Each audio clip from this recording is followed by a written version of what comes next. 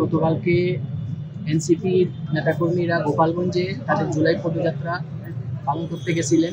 সেখানে স্টেজে ছাত্রলীগের যে সন্ত্রাসীরা ছিল তারা নৃশংসভাবে অস্ত্র দিয়ে তাদের উপরে হত্যার উদ্দেশ্যে হামলা চালায়। তাদেরকে পরবর্তীতে সেনাবাহিনী সেখান থেকে উদ্ধার করে।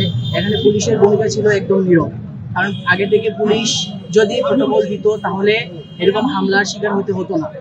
আপনারা দেখেছেন যে ছাত্রলীগ ওপেন অস্ত্র দিয়ে আমাদের ভাইদেরকে, এই জুলাই যোদ্ধা নাহিদ ভাই, হাসনাত ভাইদেরকে ওপেন পিস্তল দিয়ে তারা গুলি করেছে। তারা কি বোঝাতে চায়? এই জুলাই আমরা বাংলাদেশের স্বাধীনতা পুনরুদ্ধার করেছি। এখন তারা যদি চায় যে আমরা গোপালগঞ্জ আবার স্বাধীন করব, তাহলে আমরা গোপালগঞ্জ থেকে, সিলেট থেকে আমরা গোপালগঞ্জ লং মার্চ ঘোষণা করব। মশাল মিছিল শুধু আমাদের সিলেট না, আমাদের 64টা জেলাতেই সেম 7:30 এবং 8টার দিকে সবাই একেবারে প্রত্যেকটা জেলাতে, উপজেলাতে আমাদের মশাল মিছিল পালিত হচ্ছে এবং প্রতিবাদ সমাবেশ, দিনেও অনেক জেলায় প্রতিবাদ সমাবেশ রয়েছে। আমাদের প্রত্যেকটা জেলায় এইরকম এনসিপি নেতৃবৃন্দরা ফুঁসে উঠেছে। এই শেখ হাসিনার যে ফ্যাসিজম এখন পর্যন্ত বাংলার জমিনে রয়ে গেছে, এই ছাত্রলীগের কুলাঙ্গাররা এখনও আমাদের মা বোনদের ইজ্জত ছিনিয়ে নিচ্ছে।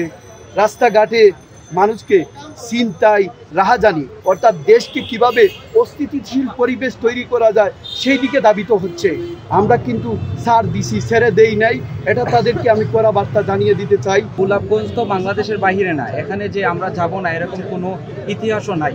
সো এনসিপি বাংলাদেশ একটা গণতান্ত্রিক দল, সেই দল হিসাবে দলের কেন্দ্রীয় কর্মসূচি অনুযায়ী আমরা গোপালগঞ্জে গিয়েছিলাম এবং এখানে যাওয়ার পরে আমাদের উপরে যে আক্রমণটা হয়েছে এটা পূর্ব পরিকল্পিত তাদেরই ছিল এবং এটা তারা এনএসআই ডিজিএফআই এর কাছ থেকে ভালো কোনো ইনফরমেশনও পাওয়া গিয়েছিল না ওই সময়। তো যেটা হয়েছে এরই প্রতিবাদে সিলেট সহ সারা বাংলাদেশে একই যুগে একই সময় আমাদের এই কর্মসূচিটা পালিত হচ্ছে।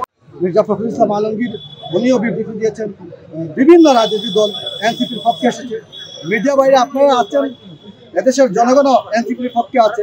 ইনশাআল্লাহ আমরা এই শেখ হাসিনার দূষরদেরকে 24-এর মতো গোপালগঞ্জে আমরা আমাদের বাংলাদেশের মাটি, আমাদের বাংলাদেশের জমি এটা প্রমাণ করবো ইনশাআল্লাহ।